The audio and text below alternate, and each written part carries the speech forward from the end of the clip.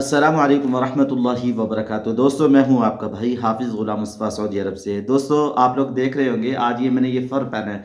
इसको सऊदी अरब में फ़र कहा जाता है।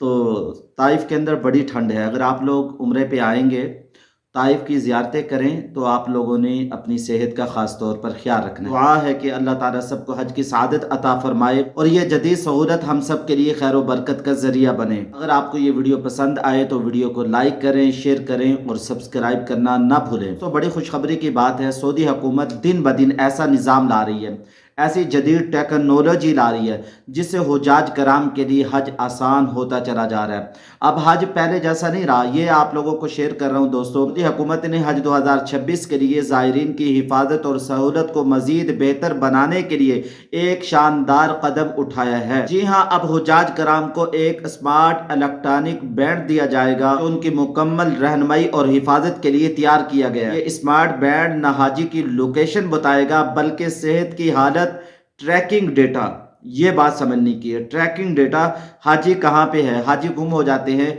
ये भी बताएगा। इसके अंदर सब कुछ है। मैंने पहले भी आप लोगों को कुछ दिन पहले बताया था दोस्तों, जैसे कि मैंने कल वाली वीडियो के अंदर भी बताया कि पाक हज ऐप के अंदर ये ऑप्शन मौजूद है।